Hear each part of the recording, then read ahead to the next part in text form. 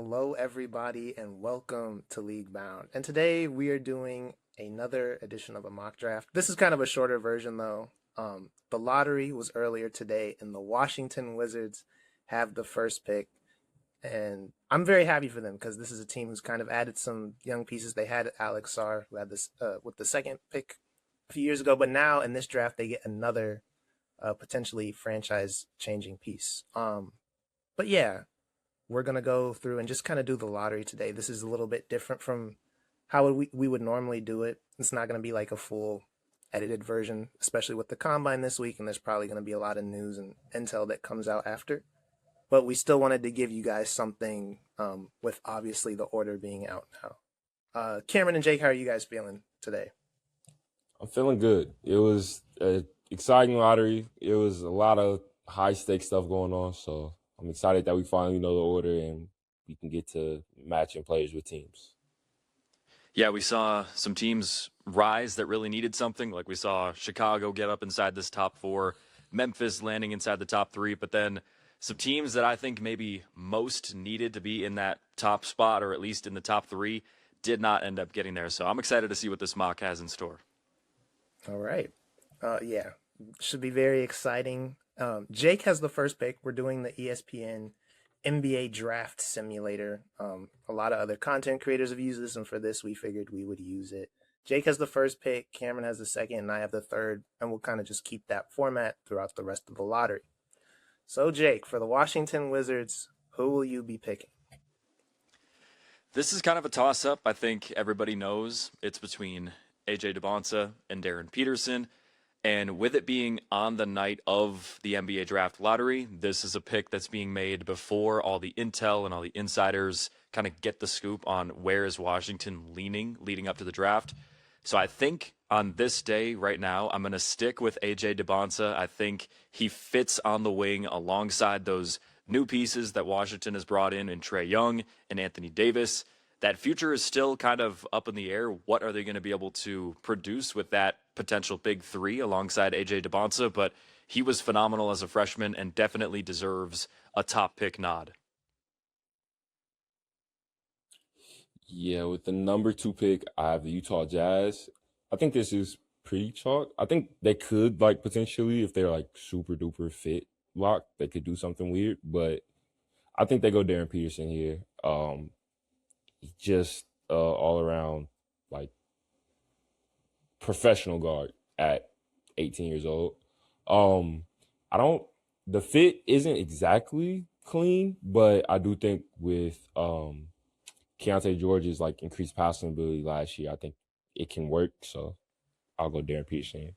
I just think Darren Peter. We saw what Will Hardy did last year with Ace Bailey, and he was somebody who was a guy who, like, he was kind of he wasn't known for like coming off of screens. He was kind of known for just kind of being an isolation guy. And Darren Peterson, I think we've seen him be kind of a guy who can run an offense in high school, and we also saw the role that he took on at Kansas, kind of being more off the ball. So I'm just excited to see like how Will Hardy would use him in a situation like that, assuming Darren does go number two. Um, Something else I would like to add though, just because it was a report that I saw earlier.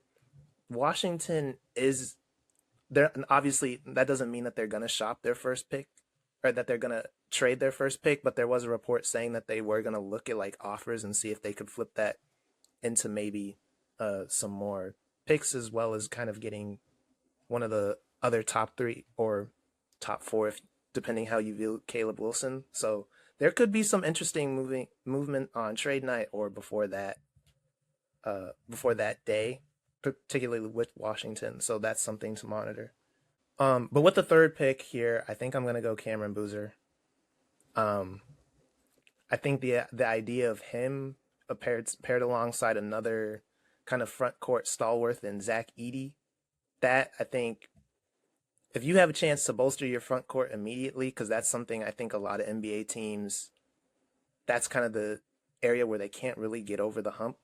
And I think if you can come in and address that immediately with Boozer kind of being more of the skilled, do everything, and Edie kind of just being that physical presence, I think that's really going to raise your floor immediately. Yeah, that's definitely like the perfect type of player you want to put Cameron next to. Like somebody who can like kind of hide some of his defensive inefficiencies, but like not hinder what he can do on offense. Even though like Edie isn't like a stretch big, there's different ways I think Memphis could use him and Cam together. Like you can run like a Cameron Boozer, Edie pick and roll and really put teams in a tough predicament. So I think adding him to like what they have already with like Cedric Howard, Jalen Wells, Edie, like they're like would only be missing like a lead guard at that point. Yeah, and I know guard is another thing that like you want to maybe address that, but I think there will be more opportunities even past this year. I mean, this year it would kind of suck because I know Cameron and I were kind of talking before. It's like if one of those guys hits, it's like, dang, you really wish you could have got him. But at the same time, they're picking in the third spot here, and Cameron Boozer is people. Some people have him as the first best prospect in this class. So I think you just got to take him here. I For almost sure. wonder if there's a future where if Washington is looking at some potential moves, if Memphis could be a team that leapfrogs Utah to get that top spot. You're looking at pick number 3, and then later on at the end of this lottery, what is that, number 16 as well in this first round?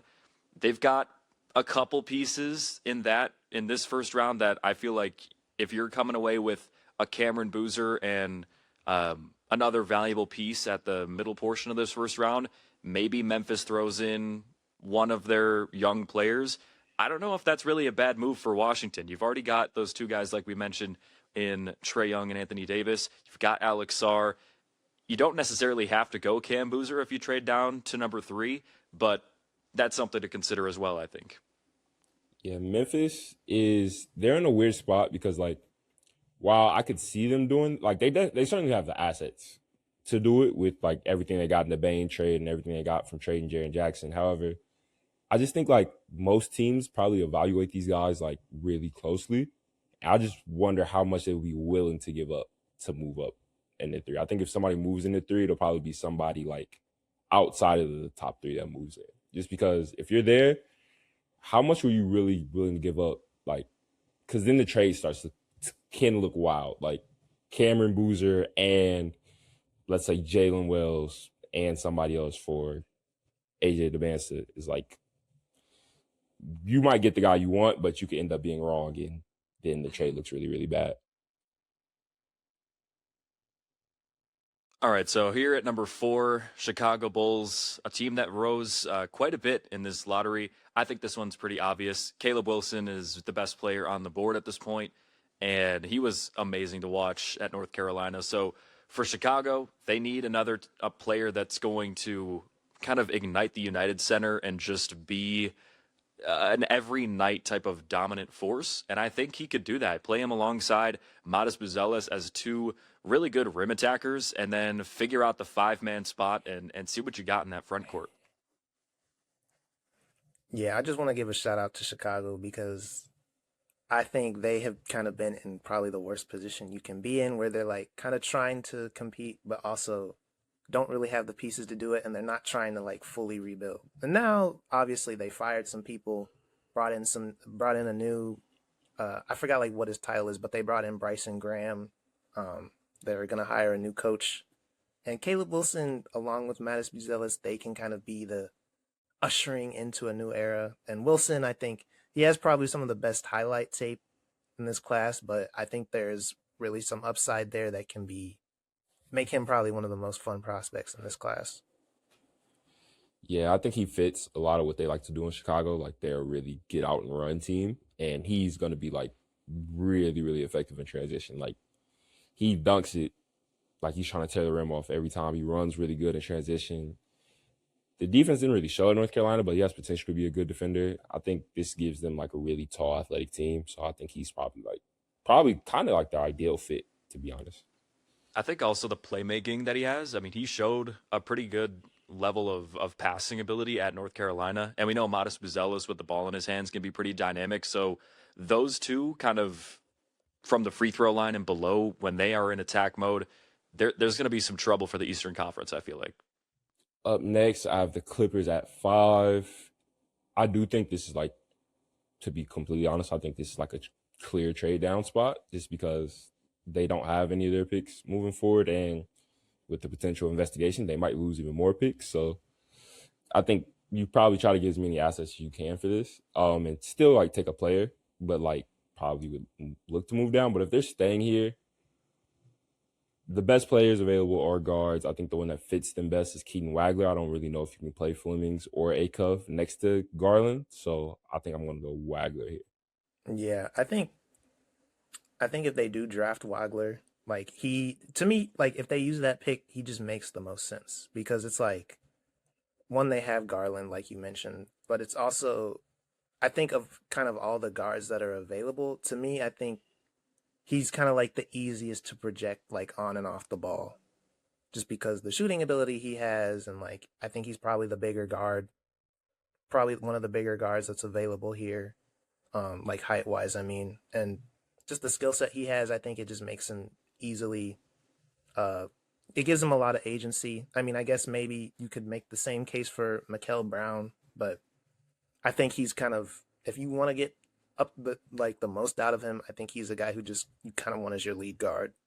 Yeah, and he has a similar he's a similar frame to like a lot of guys the Clippers like. They kind of seem to like those like 6'6" wing guard combo guys. Same organization that took Shea back in the day. They've taken guys like Terrence Mann in the past. Like they seem to like really Ty Lue, especially Ty Lue, like he values like the position is like really tall, long guys who can like has some level of skill. So I think he kind of fits their MO here too. All right, next up I have the Brooklyn Nets. And I think normally I would go, well, Wagler's off the board, so I think that changes things for me. I think here I am just going to go Kingston Flemings. I know they have Yegor Doman, who had, let's just say the athleticism is kind of a question mark for him. And he's kind of a bigger 6'8" guard initiator, if you will. But I think Flemings, he can kind of give you a little bit more pop for like a lead initiator, and maybe you can slot Dimon and some other spots, play around with the size and the skill set that he has. I mean, I think, to be honest, the Nets, they got all those pieces that they drafted last year, but I think they still just need the best available. And Flemings, not only is he the best available, but I think he just gives them more athleticism that they're kind of going to need from their guards. So that's why I'd probably go Kingston here. Yeah, I feel like you just got to go him here for Brooklyn. Okay, so quick question, Brandon. So you said something there. You said he's the best available. Where do you have like just the top guards ranked really quickly? I would Like say the top four of them, like top 4 or 5 guards. I would say they're all pretty much like within my top. Like it pretty much goes like 5, 6, 7, 8. But I have Keaton, Kingston, Mikael, and then Darius right after that. Okay. Jake, where do you have an order for those guys yet? I think it's pretty similar to Brandon's rankings. I just have Darius Acuff a little bit higher. I think I would probably put him over Keaton Wagler for right now. I know he's a bit of a smaller guard, a lot more questions, but I mean, we saw what he did at Arkansas this year in the SEC. He looked dominant on the offensive end. Will it translate in the same exact way to the NBA level? I'm not really sure. I honestly could see Keaton Wagler having a very similar rookie season to somebody like Con Knipple, as not necessarily needing the ball in his hands all the time, but just going to be super efficient and effective on offense, especially from downtown. But I really liked what I saw from Darius Acuff, and I honestly, if I was picking for Brooklyn, I probably would have picked him over Kingston Flemings. Yeah, I have Acuff, then Wagler, then Flemings, then Brown. I don't feel great about it. Like on any day notice, like I could kind of like interchange some of those guys. I would say for Brooklyn, it's a little interesting with Flemings because I think he is very similar to like Traore a little bit that they took last year, and like play style wise, it would be interesting to see how they fit together. But I will say like Flemings did play with two like guards at Houston, so I think he's used to playing with other guards. So I think he could very well fit there if he wanted to. Yeah, I guess part of my reasoning too is also like I'm very aware of everybody they drafted last year, and like I think that those pieces can still turn into something, but I'm also just like I don't think there's anybody there who's really like Stopping you from taking anyone. yeah. And Fleming's like I think Acuff obviously like you could put him here and try to do that, but I just feel like obviously he has his strengths, but I think his flaws are very very apparent at times, and I'm still willing to put him in my top 10 obviously, but I think Fleming's to me he's just more of a complete guard, and I'm like for the Nets I kind of just want them to have somebody who it's like okay, like like he can surefire be something whether you do decide to keep him or you just trade him later. And Fleming's is somebody who I'm like he has the tools, like maybe he needs to change some of his scoring process a little bit, but I feel like everything is there for him to be a valuable NBA player at the end of the day. So that's kind of why I wanted to draft him for the Nets. Yeah. All right. So we've got the Sacramento Kings at 7, a bit of a fall for a team that has been in a rough spot for years and years. And like I just mentioned earlier, I'm pretty high on Darius Acuff, and that backcourt that they've got currently, nobody in that backcourt is steering me away from taking Darius Acuff Jr. So going from Arkansas to Sac, and I think, there's a lot of talk about Sacramento is not the ideal place for rookies, but we've also seen before at Arkansas, before John Calipari went there, that was not seen as a factory to becoming an NBA superstar. And now Darius Acuff and some of these other youngsters are proving that you can go to places and completely change the narrative. So we'll see if Darius Acuff can do that in Sacktown. I just pray that if Acuff does hit, I pray they surround him with talent and don't waste his peak years. That's all I'm going to say about that. As somebody who's been like a pretty vocal like Darius Acuff guy, this I don't even know what to call it. This like The cycle. Yeah, this cycle. I really hope this isn't where it ends. I hope Sacramento has a long history of like not really building the correct way around guys. They have, I don't know. I just really hope. To be honest, I feel bad for whoever goes to Sacramento. They've squandered so many good players, but they are going in a new direction. I think Acuff, I think personality-wise, he would like fit amongst that team in a weird way. I feel like he fits in a franchise guys that has that underdog mentality. Like he brought that same energy to Arkansas. He's already getting a signature shoe with Reebok. Like he seems like someone that even if it doesn't lead to winning in the first year, the whole culture and the whole vibe around Sacramento is going to kind of shift when he gets there. Yeah, I mean, that's the hope. I don't know, man. Just even with the Reebok thing, it's like everything would be better if you went anywhere else within like this top 10 for a guard. Like just even like market size, like whoever gets stuck there, like you're going to miss out on going to possibly LA, New York, Atlanta, or Dallas. And you're going to be stuck in Sacramento. Like it's not the best, but we have seen guys make it work. Like Fox, like to not sound completely out on Sacramento. Like Fox did get them to the playoffs after a long time missing it and had like real movement going with that organization until they blew it up for some reason. But yeah, this is a rough spot for anybody who goes here, but I mean, who knows? Maybe the outlook can be different going forward. And I'm up at 8, and I have a tough decision to make because I think I could easily take Brown here. However, I think he might not work here for some of the reasons that Trae Young didn't work.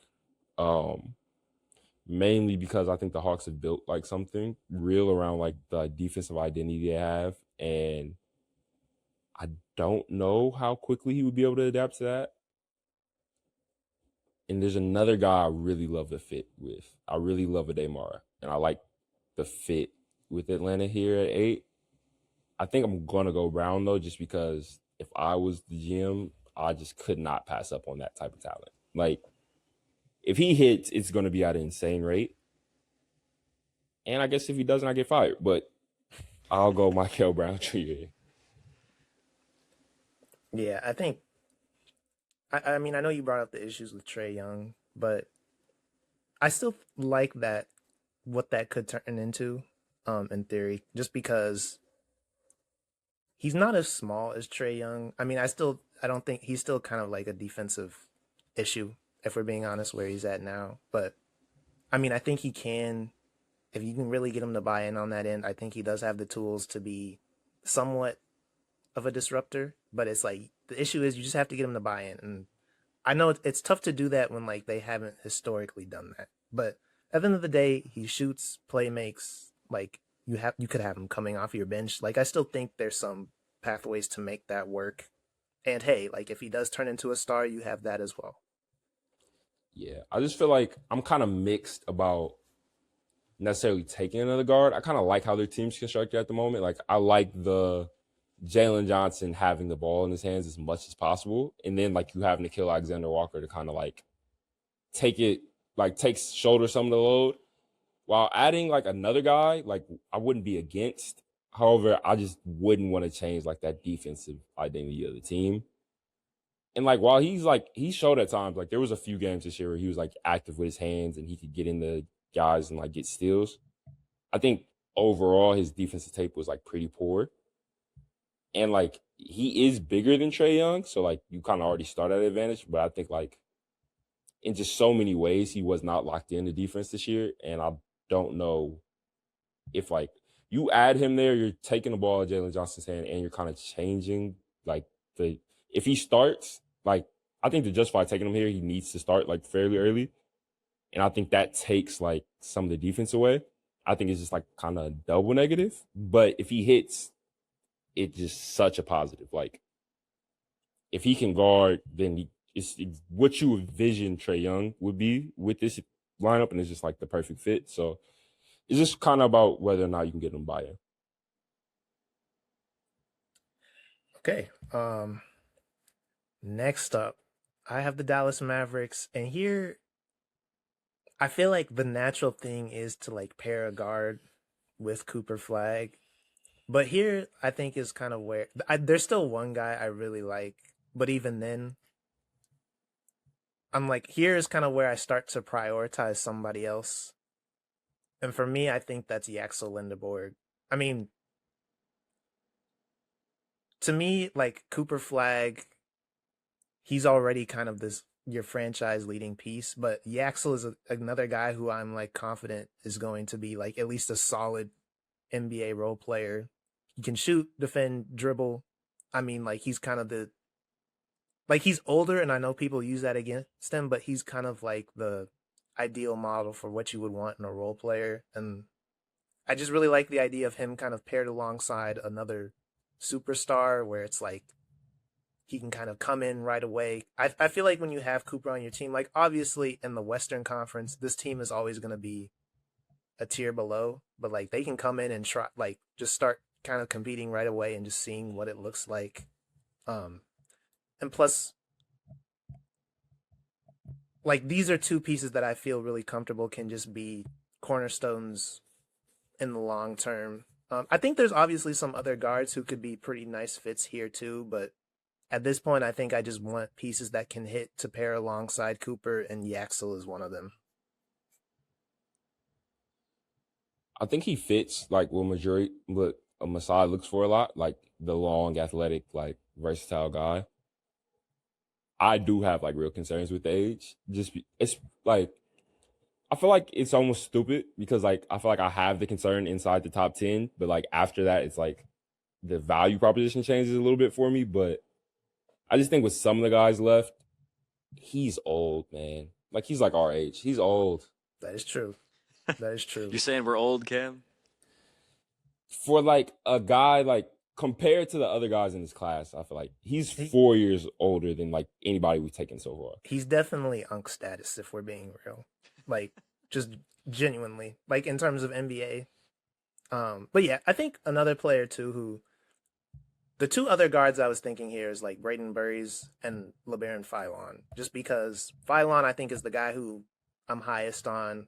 But Yaxel is a guy who I've admittedly since the playoffs have started, I've kind of slipped him into my top 10. And not even necessarily because I think of like oh, he's gonna have some insanely high upside, but I just feel like what he can offer you right now, like on this very day, I feel like is already gonna make him in a piece that can contribute right away. And then if stuff with the upside does happen, and like there, I'm not saying he's gonna be like all-star MVP, but like maybe somebody who could be like a secondary or tertiary option who gives you like 16 or 18 a night. Like those types of players are really impactful. So that's why I went Yaxel.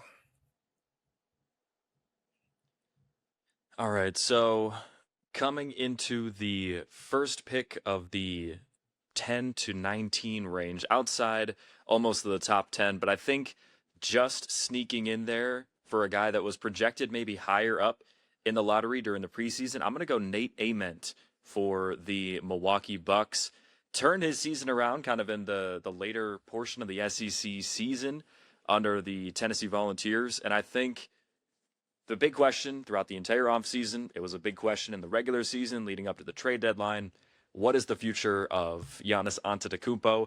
We've seen rumors now that Jaylen Brown for Giannis could be a deal. Are they going to bring in him? Are they going to go somewhere else? Is he going to stay in Milwaukee? But I think adding a young piece like Nate Ament that obviously has the offensive upside to be, at his ceiling, he could be probably as good as a second best player on a championship team, maybe even better if he kind of unlocks some of his defensive abilities with that athleticism. So if they keep Giannis, how do you work alongside him? If you don't have Giannis in the future, you've got a nice young piece with offensive upside and probably a bevy of picks, hopefully, to get back in a Giannis Antetokounmpo trade. Yeah, he just seemed like a guy they like. Like this, he's similar to some of the guys they've taken in the past, like Tyler Smith, like just long guys who can like have tools and can like guys with a lot of skill, a lot of size. I think he kind of works with or without Giannis. Like if Giannis comes back, it's like another big, tall, versatile guy you can put next to him. If he doesn't, he's somebody who like not a bad piece to start your rebuild with. Have some concerns about like how he plays through contact and stuff like that. But I think at this spot, he's just like his upside is so high. Like, and the Bucks are just without Giannis, they're probably starting from such a place. It's like I don't mind the swing here. Mm-hmm. Yeah, I think I'm gonna be honest. He is one of those guys who I was like, because there were reports he was kind of teetering on coming back, like going into the draft. I was kind of hoping he just stayed, but like the more I think about him, like I think he did have some issues like shooting at points in the year, but I think that's gonna come around. And the big thing with him is just physicality. And like once you start working on that in the NBA, I think once he starts working on that and gets that figured out, then a lot of his concerns will be alleviated. If there's a franchise that knows how to develop their young players to physical specimens, it is the Milwaukee Bucks. Look at that rookie year Giannis to that one picture where he's like jacked up. He's got a pump in the gym and he's got those dumbbells going. If we see something even close to that for Nate Ament, I feel like that completely changes his ceiling. All right, pick 11 for the Golden State Warriors. I think I'm gonna go with they have Porzingis, but he never plays. And I think a big man that can pass like kind of unlocks a lot of things in their offense. So I'm gonna go with Daymara here. I think he can like, especially with like the size inside, he gives them like a defensive backbone and like kind of frees up Draymond to like play a different role in their defense and like do a little bit more of what he's best at, like kind of roaming and covering up and like plugging holes. I think he's a good mix of like win now and like somebody who can work with whatever the next iteration of the Warriors looks like after like the next 2 years of Steve Kerr's contract is up. So I'm gonna go with Daymara here. I have some movement concerns, like he's not like he moves like a big slow guy, but I mean, I just think his passing feel and in the play, like in the tournament, he like moved a little bit better than me, and he like caught lobs. He did a lot of things for Michigan. I think if he could plug that into a Warrior system, it would help them a lot. Yeah, I actually really love this fit. Like I know the Warriors, like traditionally they haven't had that big like 7-footer who really can run like. I mean, I guess they had Porzingis this year, but I feel like that was the first time they've kind of really been married to that in recent years. But like Mara, I think is a guy who like he's also a field big, so he kind of adds a wrinkle that they haven't really had. So I'd really be interested to see him playing alongside, Steph Curry, and in that Warrior system where it's just kind of like there's not a lot of set plays. It's just play basketball. Yeah, and he's like huge. So like Steph Curry running off like a 7-3 player screen is like very like dangerous. And I feel like there's like some funky stuff you can do where like maybe him and like Porzingis even play together at times, like how like Wemby and Cornette do. And like no way are these guys like Wemby or Cornette really, to be honest. But I think like it gives you a lot of optionality. Like it gives you a lot of different things you can do. And it's like I think this is like a better version of what they tried to do with Wiseman. I just think Wiseman didn't have the feel for it. I think Mara kind of fits within their offense, and I think that he bolsters what they do on defense, and he fits within their offense. I think he's just kind of built for the Warriors. Okay. Moving on, I have the 12th pick, right? Yeah. So that would be the Oklahoma City Thunder. And I think, ironically, a lot of the picks that I would do here are gone. I drafted one of them earlier. Well, I guess just one of the guys, but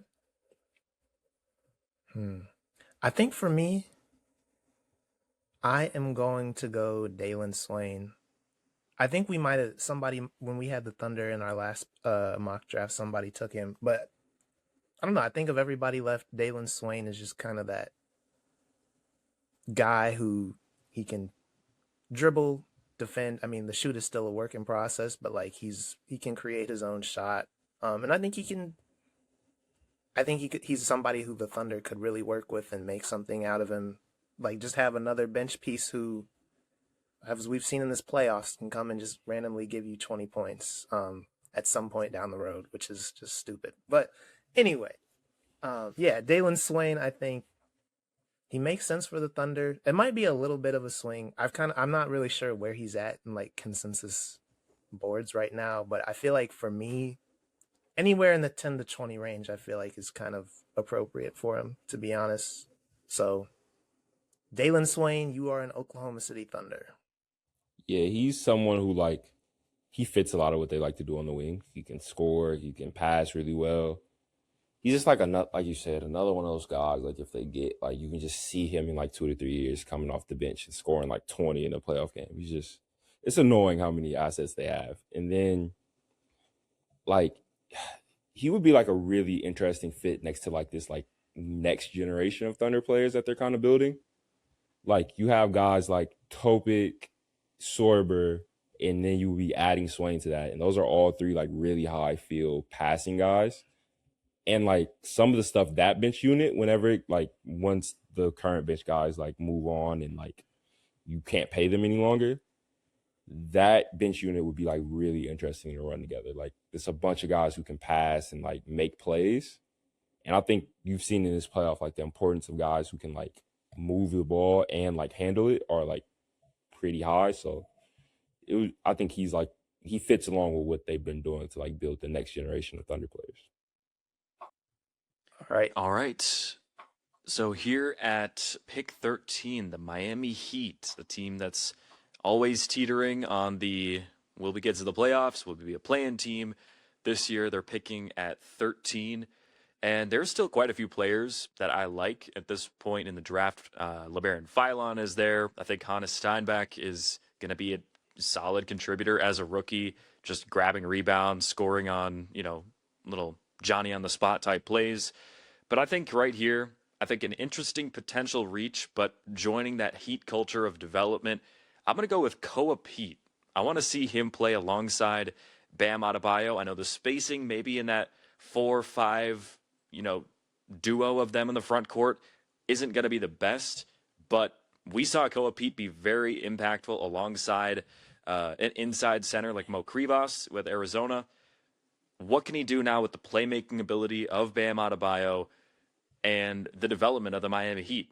I know there's maybe some questions about the backcourt adding a guard, so maybe you like Braden Burries or LeBaron Philon, but I think Koa Pete has the raw upside to be a Miami Heat player that adding him at the end of the lottery for a guy that going into the preseason was a projected definitely top 10 pick, I think that's pretty good value.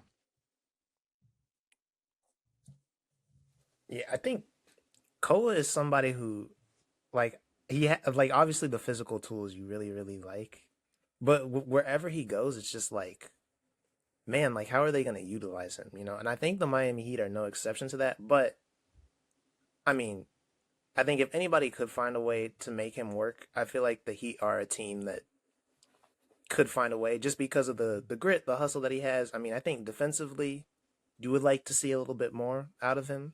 But I think even then with the Heat, they're like, I'm sure they could drill that into him. Like they probably just wouldn't play him until it's like, okay, you got to go out there and guard. So make your rotations, things like that. So yeah, I think the Heat could definitely get the most or try to get the most out of him. Yeah, he would be an interesting fit, especially because like they have Ware, they have Bam, they have like a lot of guys like around his size too. Like they have Jaquez, they have Jovic, like they have a lot of wings. He would just be like another addition to that wing room.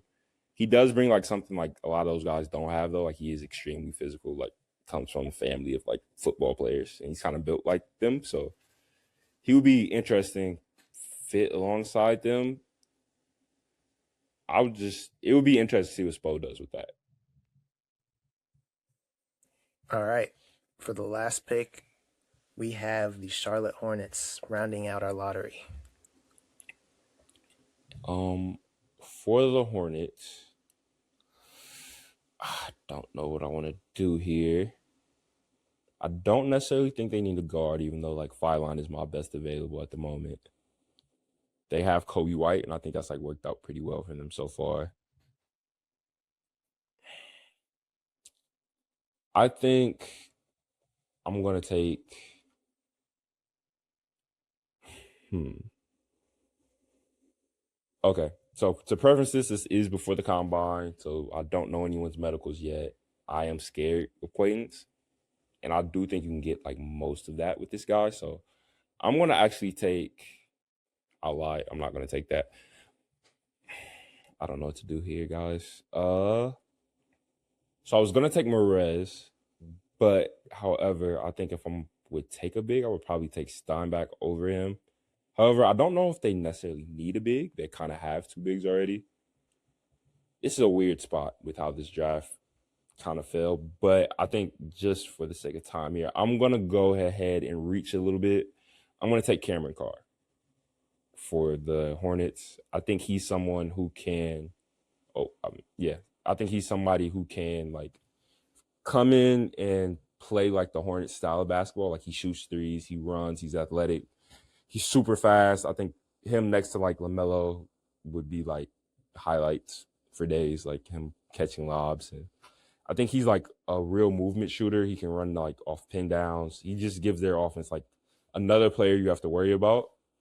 And like putting him next to like Khan and Brandon, I think is like, I think it's interesting. He has also like, he's not a defender yet. He kind of hasn't never been. Part of that is like his frame is really skinny. I think as he fills out his frame, he has the potential with the wingspan he has to be like a really impactful defender. Yeah, Carr, I think the Hornets, like he kind of fits right in. Like obviously you mentioned the defense, that's the big thing with him, but like the tools that he has, like with the athleticism and the I guess just the length that he has, like I think already he does have the ability to be a contributor on that end. It's just like, okay, now we have to actually drill it into him. But yeah, I think he just fits that fun style that they have. Shooter, cutter, can move, and I feel like him playing off of another like high field guy like LaMelo would just be it would be fun hoops. I mean, LaMelo can make anybody fun, but Carr I think kind of fits what the Hornets want to do. All right. Well, I guess that is all that we have for this mock draft. And if you guys want to see us do a full, like more edited version, we'll probably do one in the weeks after the combine. We didn't want to do a full one just because we felt like there might be some changes later on, and like with the lottery, that was kind of the big thing that we wanted to cover. So, as always, if you guys enjoyed the comment or enjoyed the content, remember to like, comment, and subscribe, and we will be back with more content in the weeks coming soon. And cut.